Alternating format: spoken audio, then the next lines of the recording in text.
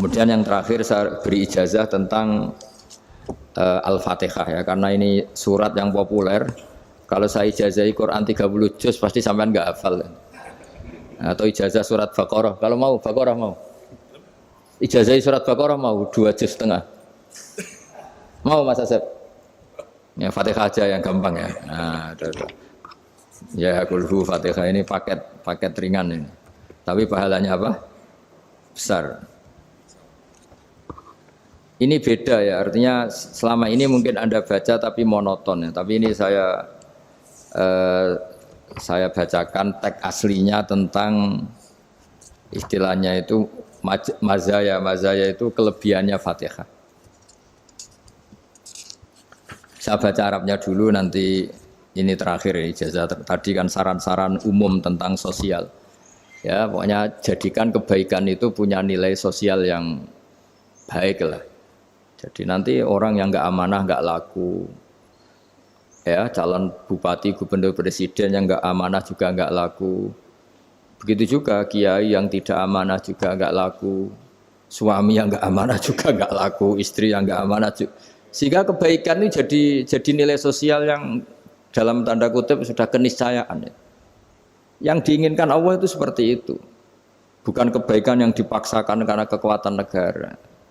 Maksudnya kalau bisa kebaikan itu tidak usah dipaksakan. Memang sudah satu kebutuhan. Kayak cerita-cerita di negara maju itu, bahkan apapun jatuh itu nggak ada yang ngambil apa itu. Makanya gambarannya Mekah Medina kan gitu kan, barang jatuh nggak ada yang berani apa ngambil itu, saking sudah jadi sistem. Sehingga banyak negara di Eropa itu yang sampai nggak punya tentara, nggak punya polisi karena kebaikan itu sudah.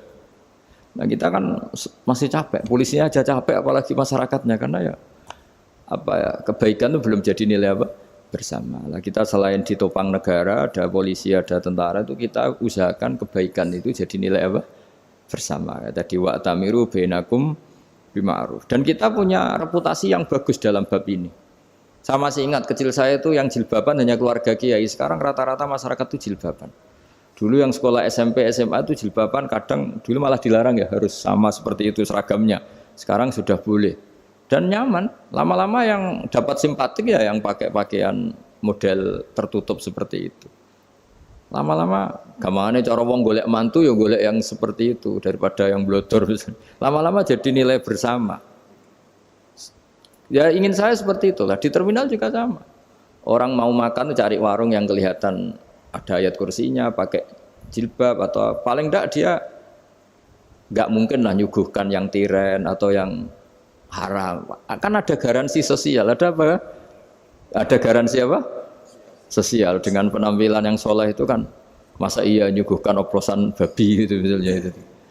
Jadi nilai sosial itu harus benar-benar jadi nilai.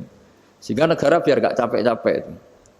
Polisi juga gak capek kan, karena tugasnya corong Jawa mau ngawat-ngawati tok, tapi sudah tidak perlu tegang karena kebaikan sudah jadi nilai bersama.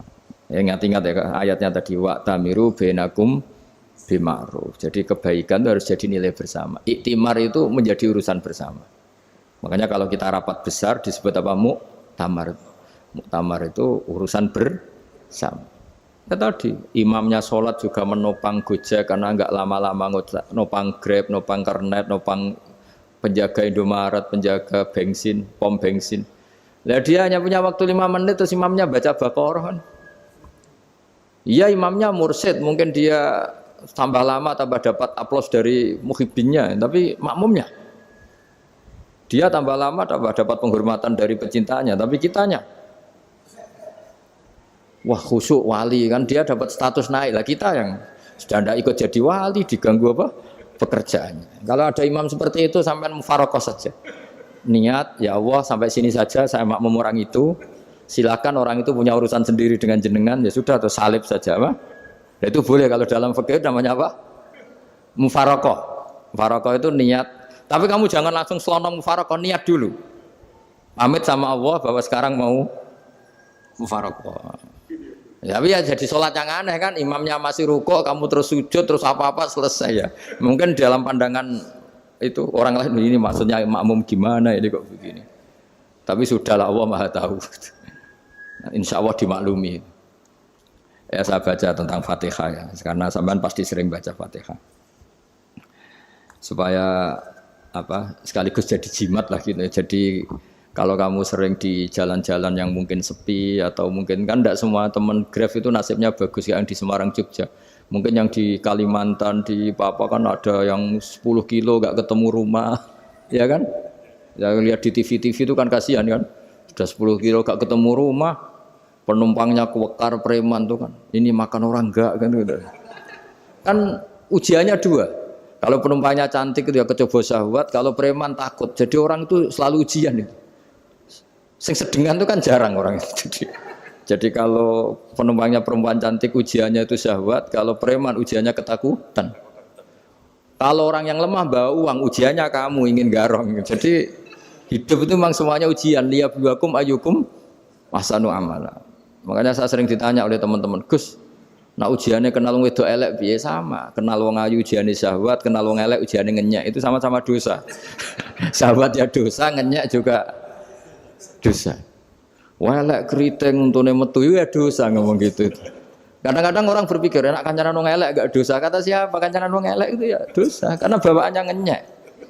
Ngenyek itu menyepelekan itu. Makanya saya itu ya nggak mau berteman sampean. Nanti kan bawaannya ngenyek atau seneng ya enggak tahu saya. Ya sudah ada takdir saja kalau ketemu ya tak ulang ngaji gitu. Tapi ini ngaji terakhir, setelah ini ngaji biasa aja enggak usah resmi gini. Ngaji kok resmi aneh. Pokoknya nanti suatu saat kalau pandemi sudah berlalu saya akan ngaji Rebone, lalu ini ngaji. Ini ngaji yang kurang bagus karena ngatur kiai kurang berkah ini. Nanti tapi ya lumayan lah masih mau ngaji. Ngaji kok tanggal ini jam ini. Sekarang suatu saat kamu tak panggil, Mas Wahyu datang ke sini jam ini tidak mesti bisa. Mungkin pas ada acara apa, oh, maaf ke sini pas ngecek pas apa. Gitu. Jadi ya sudah tapi tak maafkan enggak apa-apa. Takdir ya. Tak bacakan supaya sampean tahu keramatnya bismillah. Nah, sebelum saya bacakan bismillah Fatihah tak beritahu tentang ilmu tafsirnya karena ini penting sekali. Fatihah itu dawuhnya Allah, tentu itu dawuhnya Allah. Saya ulang lagi itu kalamullah. Tapi yang sudah diberikan kesampaian ke kita semua. Sehingga seakan-akan itu menjadi dawuhnya kita ke Allah. Jangan salah loh ya. Fatihah itu dawuh Allah tapi sudah diberikan ke kita. Sehingga posisi kita itu yang punya itu. Nah kenapa ini perlu dijelaskan? Karena nanti ada kalimat iyyaka na'budu wa iyyaka nasta'in. Kalau itu masih kalam Allah, berarti Allah ngomong ke kamu, ngendikan ke kamu, kepadamu aku menyembah. Masa Allah menyembah kamu? Nah sehingga ilmu tafsir itu menyelesaikan itu dulu ya. Saya ulang lagi ya, sebelum sampean sering baca Fatihah, aku yakin ya sering baca. Tapi barokahnya ndak paham itu ndak pernah janggal. Enggak paham itu ya penting supaya ndak iskal, ndak janggal. Sebetulnya di kalimat itu ada yang janggal. Kalau Fatihah itu kalimatnya Allah atau kalam Allah, bagaimana dengan kata-kata iyyaka na'budu? Masa Allah ngendikan ke kita, kepadamu kami menyembah. Masa Allah menyembah kita?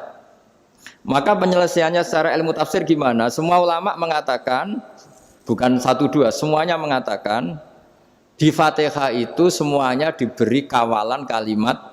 Saya ulang lagi ya, di Fatihah itu semuanya diberi awalan kalimat qulu, katakan wahai hambaku begini. Ya, katakan wahai hambaku begini. Nah, begini ini pelajaran dari Allah yang sudah diberikan ke kita. Terus kita mengatakan bismillahirrahmanirrahim, alhamdulillahirabbil, termasuk kita mengatakan iyyaka na'budu wa iyyaka nasta'in. Jangan bayangkan Allah ngendikan ke kita. Kalau Allah ngendikan kita berarti gini, hei Wahyu, ihdinas siratal mustaqim, tunjukkan saya jalan yang benar. Nah nanti kamu terus, ya Allah, Anda aja minta pertolongan saya minta tolong siapa kan? Jadi panjang kan? Ya, saya ulang lagi ya. Jadi itu di Ulumul Quran diterangkan gimana? Sebelum baca Fatihah, ya. Fatihah itu kalamullah, ngendikane Allah, tapi yang sudah diajarkan ke kita dan sudah milik kita, sehingga kalimat itu menjadi milik kita. Tapi ya kalamullah, tetap kalamullah, tapi sudah menjadi milik kita. Udah paham ya?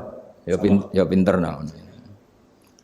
Ya, karena kalau tanpa penjelasan seperti ini, Anda akan iskal. Bagaimana Allah iskal itu janggal? Bagaimana Allah mengatakan iya anak butuh? Kan jadi aneh ya?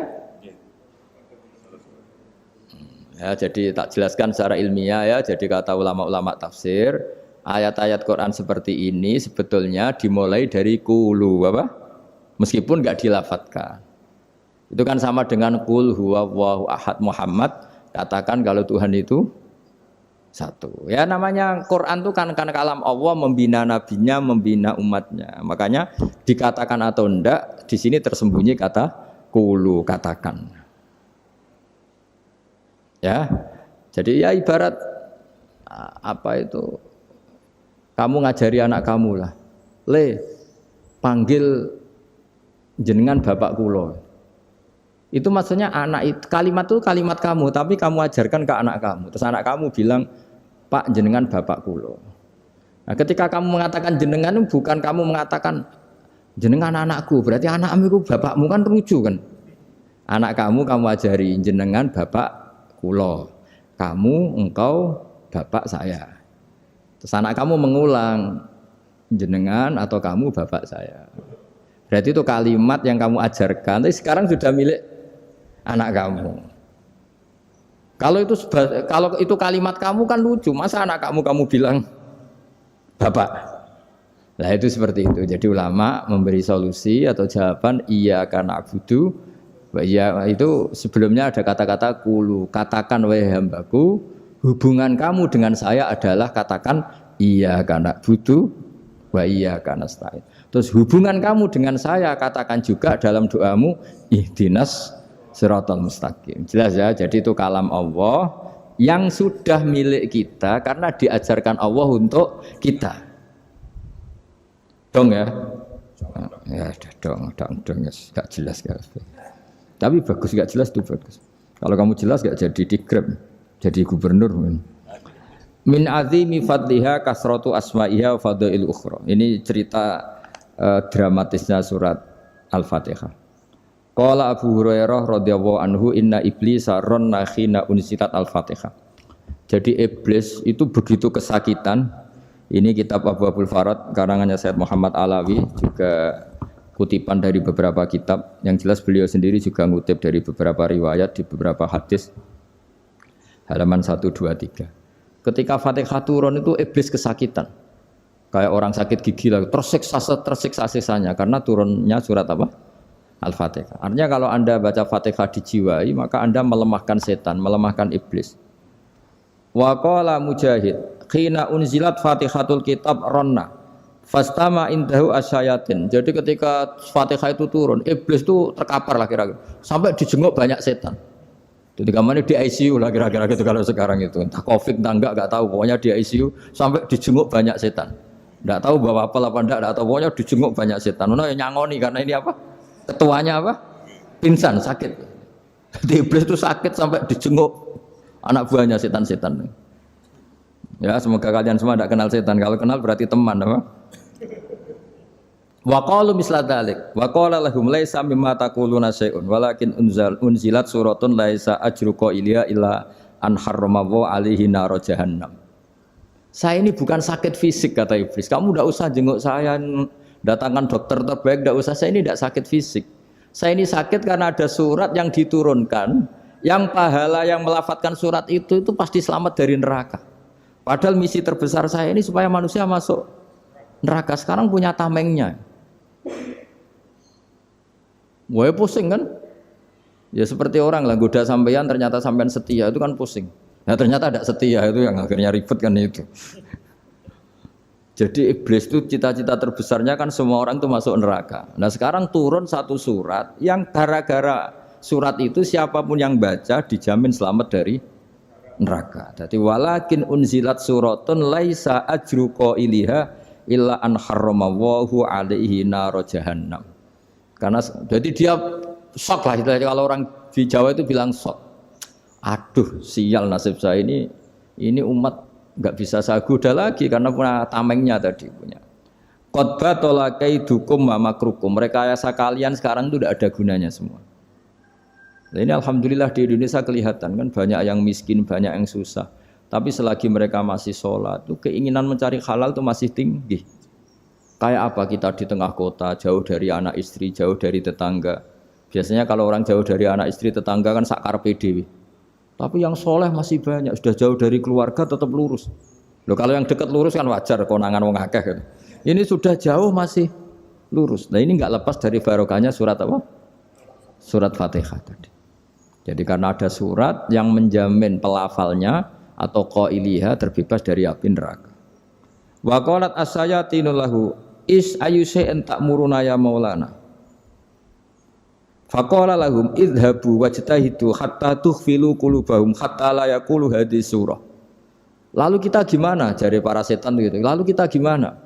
Terus kata iblis, sudah bikin mereka lupa sehingga tidak baca lagi. Selagi masih baca kita pasti keok.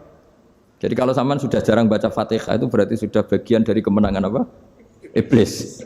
Jadi kalau sampean sudah jarang baca Fatihah itu berarti bagian dari kekalahan Anda, kemenangan iblis. Masih sering baca? Berapa kali? Terus apa lagi?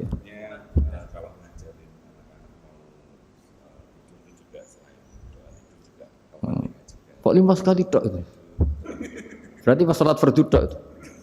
Enggak 5 kali itu mendingan itu 17. Kamu itu ngitungnya jangan 5 ini. 5 waktu itu berarti lumayan kan? Berapa? 17 ya? Iya. 17 ya? Ya. 17, tapi kalau makmum tuh sering separuh kan, apalagi makmum tarawih. Ya kan? Makmum tarawih itu bacanya Fatihah ada yang sempurna enggak ya? Ya enggak lah. Baru alhamdulillahirabbil alamin mampu ruko ikut ruko gitu. Makmum kan yang tarawih lah Mas. Kalau tarawih jarang sempurna ya. Fatihahnya itu. Kan imam sudah ruko. Kamu bacanya Fatihah sampai mana gitu? Baru setengah ya. Ya paling pas tarawih aja kan enggak sempurna ya. Apalagi kalau imamnya sing kilat tuh waduh malah.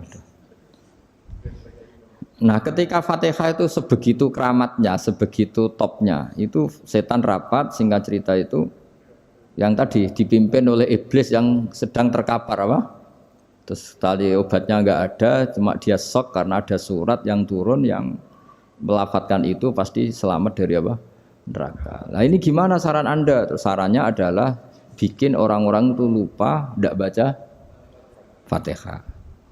Nah ini rapatnya iblis. Idhabu wajtahidu hatta tukhfilu qulubahum hatta la yaqulu hadhihi surah. Kala yuksiru qira'ataha wa la yakunu lahum ajrun wa thawabun bal yakunu lahum adzabun wa iqabun.